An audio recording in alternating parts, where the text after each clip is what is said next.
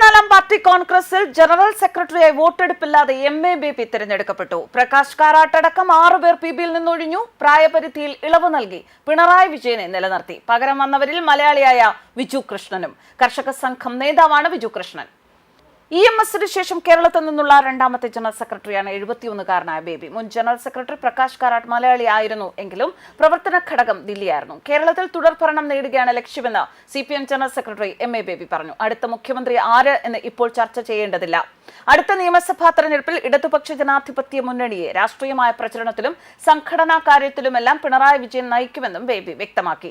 ശരിയായ പ്രവർത്തനം നടത്തിയാൽ കേരളത്തിൽ തുടർഭരണം കിട്ടും. തുടർഭരണം കിട്ടാനുള്ള പ്രവർത്തനങ്ങൾ ചെയ്യാനാണ് 24-ാം പാർട്ടി കോൺഗ്രസ് തീരുമാനിച്ചിരിക്കുന്നത് എന്നും ബേബി വ്യക്തമാക്കി. EMS നമ്പൂതിരിപ്പാടിന് ശേഷം CPM ജനറൽ സെക്രട്ടറിയായി തെരഞ്ഞെടുക്കപ്പെടുന്ന രണ്ടാമത്തെ മലയാളിയാണ് മെറിയൻ അലക്സാണ്ടർ ബേബി എന്ന M.A. ബേബി. മഹാരാഷ്ട്രയിൽ നിന്നുള്ള PB അംഗം അശോക് ധാവ്ലെയുടെയും ആന്ധ്രയിൽ നിന്നുള്ള രാഘവലുവിന്റെയും പേരുകളാണ് ജനറൽ സെക്രട്ടറി സ്ഥാനത്തേക്ക് തുടക്കം മുതൽ കേട്ടിരുന്നത്. ഒടുവിൽ M.A. ബേബിയെ തെരഞ്ഞെടുക്കുകയായിരുന്നു. കേരളത്തിൽ നിന്നുള്ള നേതാക്കൾക്ക് പുറമെ PB കോർഡിനേറ്റർ പ്രകാശ് കാരാട്ട് ഉൾപ്പെടെ ഉള്ളവരുടെ പിന്തുണ M.A. ബേബിക്കായിരുന്നു. രാജ്യത്തുടനീളം ഇന്ത്യ മുന്നണിക്കും ഇടതുപക്ഷ പാർട്ടികൾക്കും പ്രതിസന്ധി കാലഘട്ടം തുടരുന്നതിനിടയിലാണ് M.A. ബേബി CPMനെ നയിക്കാനായി എത്തുന്നത്. കഴിഞ്ഞ ലോക്സഭാ തെരഞ്ഞെടുപ്പിലും BJPക്ക് മികച്ച പ്രാതിനിധ്യമാണ് ലഭിച്ചത്. ഈ സമയത്ത് CPM ഉൾപ്പെടെയുള്ള ഇടതുപക്ഷ പാർട്ടികളുടെ പ്രകടനവും മുൻവർഷങ്ങളെ അപേക്ഷിച്ച് ദയനീയമായിരുന്നു. ഈ അവസ്ഥയിൽ നിന്ന് CPMനെ കരകയറ്റുക എന്നത് ബേബിയെ സംബന്ധിച്ചിടത്തോളം പ്രധാന കടമ്പയാണ്. വോട്ടെടുപ്പില്ലാതെയാണ് PB M.A. ബേബിയെ നേതൃസ്ഥാനത്തേക്ക് അംഗീകരിച്ചത്. 2016 മുതൽ CPMന്റെ കേന്ദ്ര നേതൃത്വത്തിലാണ് ബേബിയുടെ പ്രവർത്തനം. 1989 കേന്ദ്ര കമ്മിറ്റി അംഗമായ ബേബി 2012 PBയിലെത്തിയത്.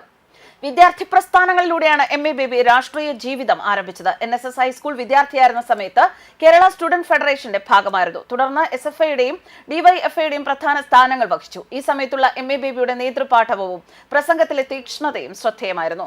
പാർലമെന്ററി രംഗത്തും ഭരണരംഗത്തും തന്റേതായ വ്യക്തിമുദ്ര പതിപ്പിച്ച നേതാവാണ് M.A. ബേബി. 1986 മുതൽ 98 വരെ രാജ്യസഭാംഗമായിരുന്നു. ദേശീയ രാഷ്ട്രീയത്തിലും സജീവമായിരുന്നു. മുതിർന്ന നേതാവ് VS അച്യുതാനന്ദന്റെ 2016 മുതൽ 2011 വരെ കാലയളവിലുള്ള മന്ത്രിസഭയിൽ കേരളത്തിന്റെ വിദ്യാഭ്യാസ വകുപ്പ് മന്ത്രിയായിരുന്നു. അതിനുശേഷം 2014 നടന്ന ലോക്സഭാ തെരഞ്ഞെടുപ്പിൽ കൊല്ലത്ത് നിന്ന് ജനവിധി തേടി എങ്കിലും രണ്ടാം സ്ഥാനത്തേക്ക് പിന്തള്ളപ്പെട്ടു. 3,70,879 വോട്ടുകൾ മാത്രമാണ് അദ്ദേഹത്തിന് ലഭിച്ചത്. അതേസമയം മഹാരാഷ്ട്ര UP ഘടകങ്ങൾ പാർട്ടി ഔദ്യോഗിക പാനലിനോട് വിയോജിപ്പായിരുന്നു. കേന്ദ്ര കമ്മിറ്റിയിലേക്ക് അതുകൊണ്ട് വോട്ടെടുപ്പ് വേണ്ടിവന്നു. മൊത്തം 729 പ്രതിനിധികളിൽ 31 വോട്ടുകൾ മാത്രം നേടിയ കരാടിന് ഒരു ചലനവും സൃഷ്ടിക്കാനായില്ല. 84-അംഗ കേന്ദ്ര കമ്മിറ്റിയും 18-അംഗ പോളിറ്റ് ബ്യൂറോയും സമ്മേളനം തിരഞ്ഞെടുത്തു. കേരളത്തിൽ നിന്ന് LDF കൺവീനർ TP രാമകൃഷ്ണൻ, സംസ്ഥാന സെക്രട്ടേറിയറ്റ് അംഗം പുത്തലത്ത് ദിനേശൻ, മുൻ MLA K. സലിഖ എന്നിവർ കേന്ദ്ര കമ്മിറ്റിയിലെത്തി. News desk കർമാനസ്.